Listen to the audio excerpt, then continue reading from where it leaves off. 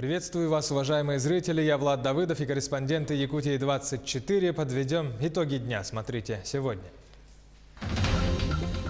Открытые инновации. Сегодня второй день международного форума в Москве. Какие проекты представила Якутия?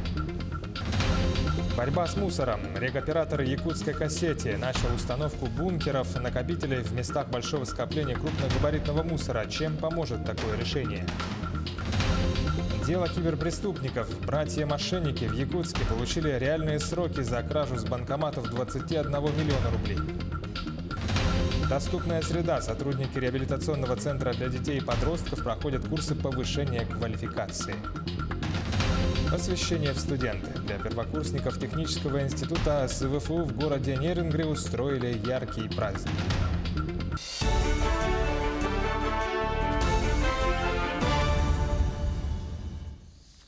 Катера на воздушных подушках начнут переправлять пассажиров из Якутска в Нижний Бестях и обратно уже с завтрашнего дня. Из столицы Хивусы традиционно будут отправляться с городского пляжа. Стоимость проезда – 1500 рублей. Рейсы будут выполнять по мере наполнения с 7 утра до 6 вечера.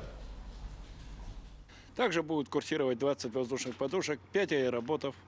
Аэроботы в основном будут задействованы во время пересадки до острова. Ну, это каждый год у нас, потому что на том месте, где ходят аэроботы, там, где сильно идет шуга.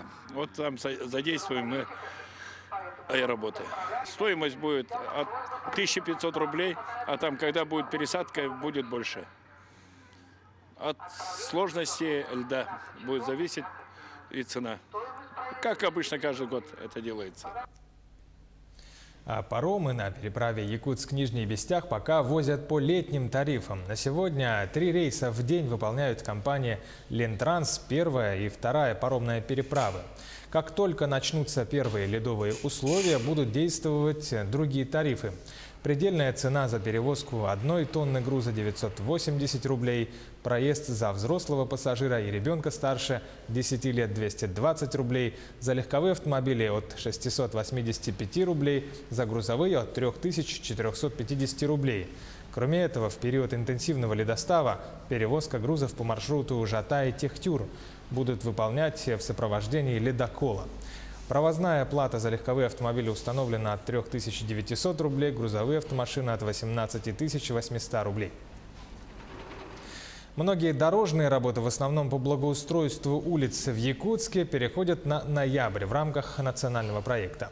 Об этом было озвучено в ходе оперативного штаба при первом заместителе председателя правительства Алексее Колодезникове. На данный момент выполнено более 80% работ в Якутске, а сложности возникли при завершении асфальтных работ на улице Ларионова, где застройщик компании СТ при строительстве элитного дома проложил газовую трубу на глубине лишь 30 сантиметров вместо 1,5 метров. Сейчас этот вопрос решается дорожниками совместно с застройщиком и газовиками. Также не завершены работы по благоустройству на улице Жарницкого и Хатынь-Уряхском шоссе. По словам Колодезникова, будет полностью принят только мост через реку Шестаковка. Соответственно, по всем вот этим наработкам ни один объект 31 октября принят не будет. Это нарушение контрактов между заказчиком в лице главстроя и подрядчиками городскими. Но в рамках национального проекта объемы должны быть выполнены до 1 января. То есть мы видим, что в принципе этот национальный проект сам будет выполнен. В Нерюнгринскую городскую администрацию от горожан поступали обращения о том, что светофор на пересечении улицы Ленина и Геологов работает неправильно и нелогично. Чтобы перейти широкую дорогу, пешеходам давалось всего 11 секунд. Бывало, что пожилые люди оставались посреди дороги и переходили буквально в 2 этапа. Жалобы были услышаны, и на переходе установили пешеходный светофор вызывного типа с увеличением времени зеленого сигнала для пешеходов. Очень хорошо стало. Раньше на светофор невозможно было пройти 11 секунд. Это физически не хватало. Хватало только пройти половину дороги. Сейчас же с введением вот этой кнопки, как прям в больших городах, я ощутила удобство, что я спокойно перешла дорогу, не торопясь и не бежа, так сказать. Сегодня второй день форума «Открытые инновации» в Москве. Напомним, что это дискуссионная площадка, которая объединила более 11 тысяч разработчиков, ученых, студентов, представителей бизнеса и власти из 90 стран мира. Какие темы обсуждали сегодня и что показали якутские айтишники, подробнее расскажет наш собственный корреспондент в Москве Максим Кардозу.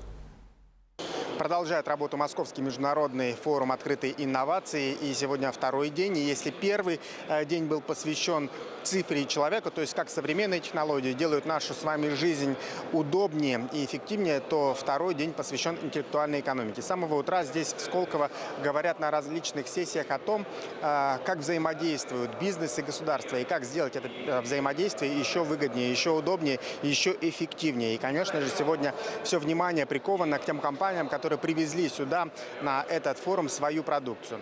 Глава Якутии Айсен Николаев также посетил площадку региональных представителей фонда Сколково. Среди них были и компании из Якутии. Это 8 различных инновационных компаний, которые сюда привезли свои новинки.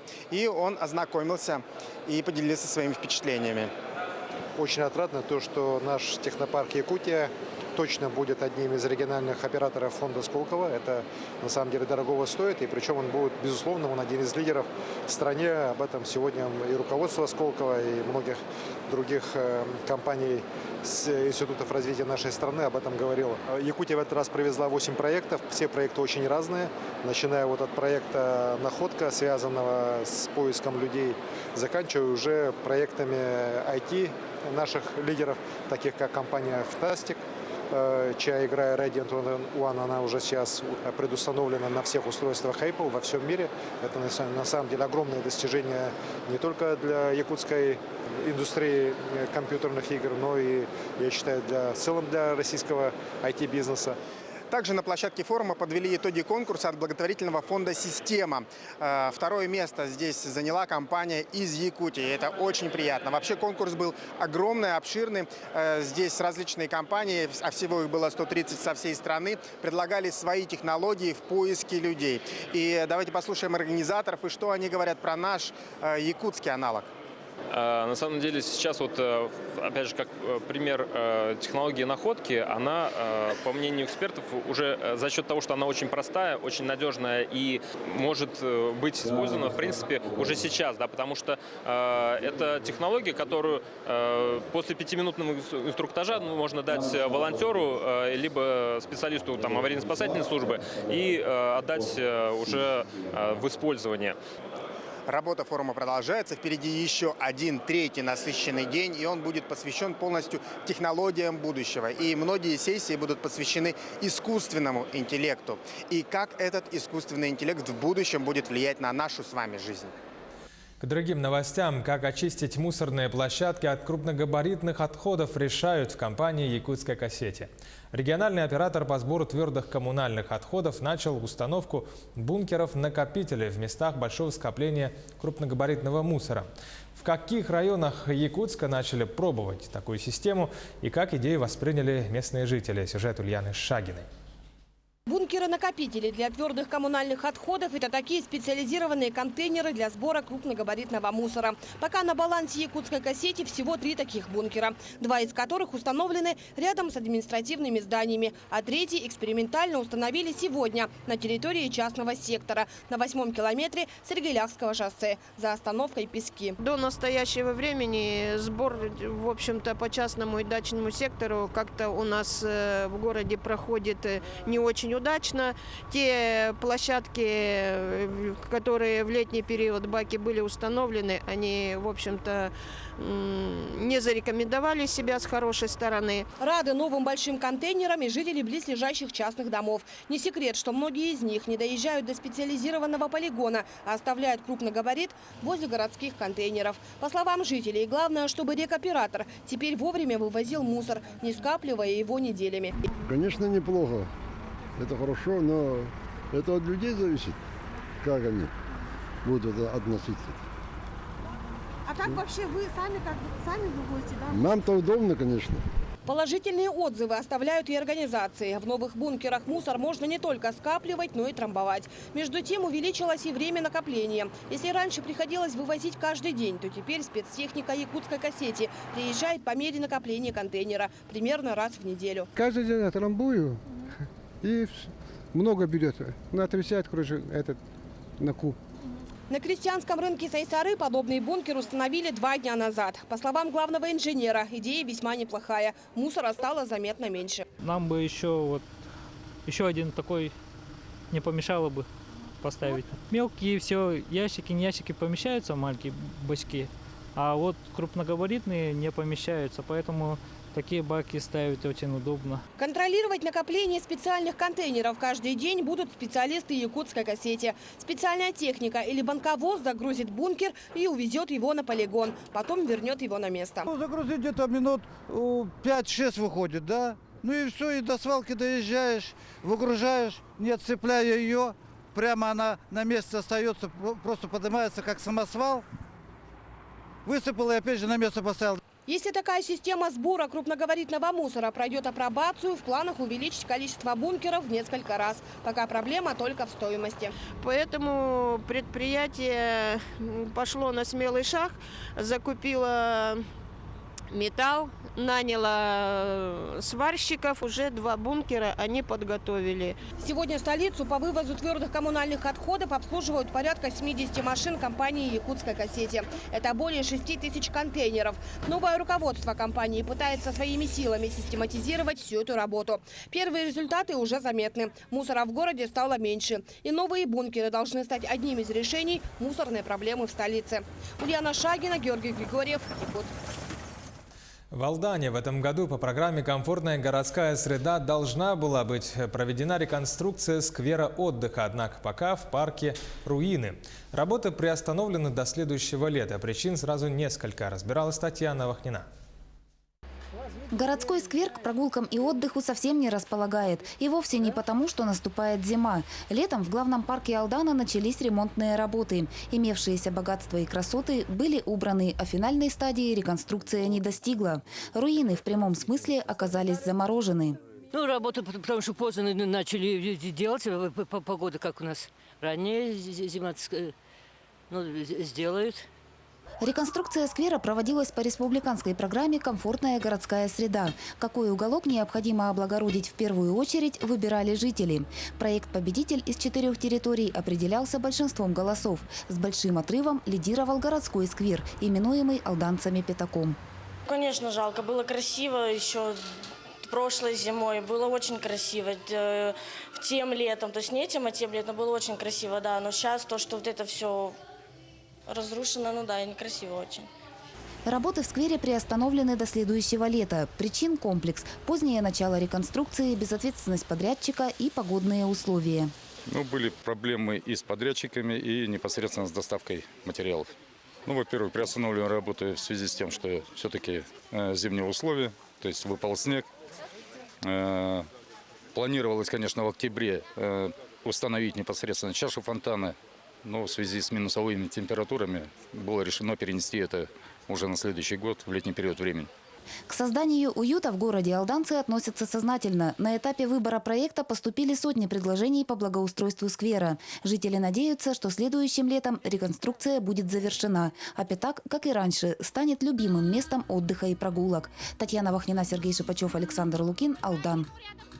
Вернемся через паузу. 1 минута. Оставайтесь с нами. Смотрите далее в программе «Итоги дня». Дело киберпреступников. Братья-мошенники в Якутске получили реальные сроки за кражу с банкоматов 21 миллиона рублей. Доступная среда. Сотрудники реабилитационного центра для детей и подростков проходят курсы повышения квалификации. И посвящение в студенты. Для первокурсников технического института филиала СВФУ в городе Нерюнгри устроили яркий праздник. Якутия-24, программа «Итоги дня». Продолжаю выпуск. Жертвами прорыва дамбы в Красноярском крае стали 17 человек. Ранее было известно о гибели 15 человек, однако стало известно, что обнаружены тела еще 2 погибших из числа без вести пропавших. Разрушение дамбы технологического водоема золотодобывающей артели в Красноярском крае на реке Сейба произошло 19 октября. По данным Следственного комитета, были разрушены 5 дамб. Все сооружения были возведены незаконно. В рабочем поселке затопило 2 общежития временного типа. Арестованы 3 подозреваемых по делу: гендиректор артели, начальник и мастер участка. Ранее наш телеканал сообщал, что на месте прорыва этой дамбы в Красноярском крае найден сейф с золотом. Дело киберпреступников братьев Булаховых рассмотрено в Верховном суде республики. Приговор с условного изменен на реальный срок. Братья обвиняются в хищении денег с банкоматов в размере 21 миллиона рублей путем кибератак на систему безопасности. Мошенники, судя по последнему слову в суде, раскаялись в содеянном и просили суд быть снисходительным. Я искренне хочу попросить прощения за совершенное мною преступление. Я прошу прощения потерпевшего банков, государства и общества. За время следствия, за время нахождения в следственном изоляторе я много думал о своих действиях и сделал все для себя правильный выбор. В следственном изоляторе я заболел туберкулезом и буду лечиться от него до конца своей жизни. Я уже наказан за свое преступление. Я 1000 раз пожалел, что согласился участвовать в этом.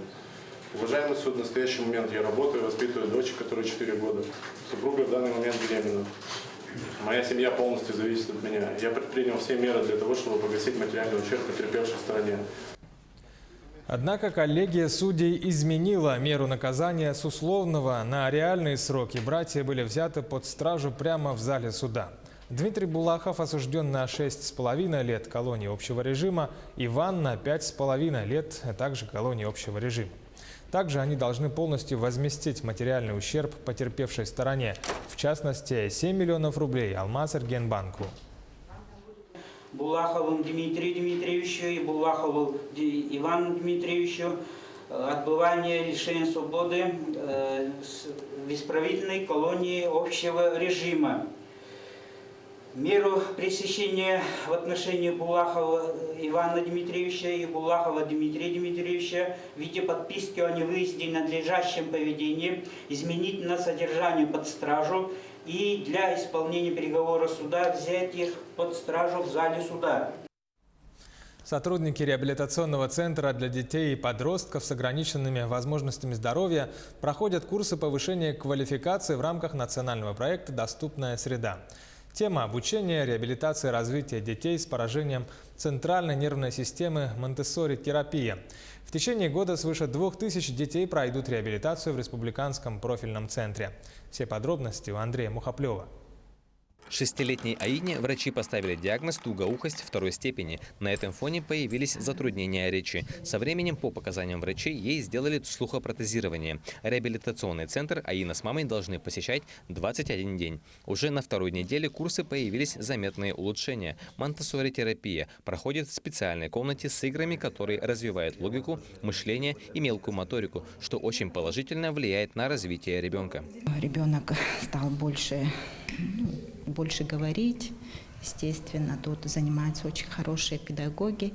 Каждое утро приходит и просится в Монтессори комнату, когда мы идем в столовую. Там она говорит: давайте зайдем, давайте поиграем. Метод Монтессори – педагогическая система, предложенная в начале 20 века итальянским педагогом и врачом Марией Монтессори. В этой системе задачей педагога является опосредованное руководство. Обучение осуществляется на основе самообучения, для того, чтобы родители не навязывали детям собственные установки и не тормозили этим их естественное развитие. У нас больше идет контакт с родителями, так как у нас реабилитация идет всего 21 день, это считая выходных, да? И для детей это очень, конечно, очень мало, поэтому мы стараемся больше показывать родителям, объяснять им, чтобы они в дальнейшем занимались с детьми дома, продолжали, закрепляли именно те знания, которые здесь получают. В рамках национального проекта «Доступная среда» сотрудники центра проходят курсы повышения квалификации по теме реабилитация развития детей с поражением центральной нервной системы, монтессори-терапия под руководством Натальи Андрущенко, доцента кафедры психического здоровья и раннего сопровождения детей и родителей Санкт-Петербургского государственного университета. И хочу сказать, что большим достижением центра является приобретение дорогостоящего оборудования, без которого осуществление монтессори-педагогики, монтессори-терапии просто невозможно. И действительно здесь есть полный комплект. Он расположен по возрастам в разных комнатах, то есть даже не одно пространство, а несколько терапевтических пространств. Но мне нравится, что здесь такое высокое небо, так много сосен, очень красивая природа. Пока я мало видела, но само место, где мы находимся, оно стоит в сосновом бору. И это тоже, наверное, создает позитив и для сотрудников, и для посетителей центра. И мне нравится лично. Реабилитационный центр работает второй год. В прошлом году провели 5 курсов повышения квалификации сотрудников. В прошлом году мы провели очень интересное такое зрелищное мероприятие. «Мы вместе» называется, на базе нашего цирка. Спасибо коллективу цирка, и в этом году тоже планируем также провести это мероприятие. Это с утра экспресс-диагностики наших специалистов, консультации наших коллег, мастер-классы. Это полдня мы с родителями приходили с любым ребенком, и мы разговаривали о ребенке, как он развивается, что дальше предпринимать и как быть. Как отметил директор, в планах провести не меньше 5 подобных семинаров ежегодно. Андрей Мухоплев, Джилус Иннокентьев, Якутск. Настоящим шоу талантов стало посвящение в студента-первокурсников Технического института СВФУ в городе Нерюнгри. В этом году филиал университета принял 160 первокурсников, рассказывает Тамара Игнатьева. Особую атмосферу вечеру задали сами организаторы. Всех пришедших в Нерюнгринский театр актера и куклы встречали девушки в саре, осыпавшие входящих лепестками роз и вручавшие шоколадки с посвящениями и предсказаниями. В холле театра звучали каверы популярных хитов, а желающие смогли оставить свой след на стенде и сфотографироваться у фотозон. В общей сложности мы набрали около 160 студентов. Из них 130 студентов на очную форму обучения, 30 студентов на заочную форму обучения. И география ребят тоже очень широкая, практически со всей республики. Официальная церемония получилась недолгой. К студентам обратился директор института Сергей Павлов, отметивший, что поступившие прошли серьезный отбор. И теперь им предстоит не просто получить квалификацию, а стать руководителями в своих отраслях. Представление началось с видеоролика, подготовленного администрацией вуза. Он стал настоящим сюрпризом. В смысле вы не успеваете с поставкой соуса карри к празднику? Павлов Сергей Степанович, правитель. Студенты-первокурсники представили 6 команд по числу кафедр института. Все происходящее в зале напоминало игру КВН. Правда, без обычного разделения на визитку, домашнее задание. В каждое свое выступление студенты вложили все. И миниатюры, и песни, и ролики, и, конечно же, шутки. В этом году очень талантливые ребята, абсолютно без комплексов. Мальчишки замечательные, они не стесняются петь, не стесняются танцевать, они поражают нас своими талантами. И если где-то нам казалось, что мы набрали, может быть, ребят не по тем специальностям, то сейчас нам кажется, что пора открывать театральную студию. Будущий горняк Саша Барашков приехал из Момского Улуса. Парень обучался здесь в школе Арктики, и поэтому выбор на технический институт он сделал без колебания. Саша говорит, что в его курсе есть ребята из многих улусов, и не только. Некоторые местные, с Нерюнгринского района, некоторые с Самгинского, с Кангаласского района, и вот с Якутска тоже есть. Еще из Бурятии тоже есть дети. У нас интерес сходится. А староста группы Сергей за короткий срок успел подружиться с однокурсниками и выучить даже некоторые слова. Махтал, спасибо, здорово, здравствуйте, привет. Пока что все. Жюри предстояла непростая задача выбора. Выступление каждой студенческой группы было ярким, зажигательным и неповторимым. А главное, этот праздник помог побыстрее влиться в новый коллектив вчерашним школьникам и получше познакомиться с преподавателями. Тамара Игнатьева, Вадим Барашков, Нерюнгри. Якутия-24 продолжает свою работу в прямом эфире. Оставайтесь с нами, будьте всегда в курсе.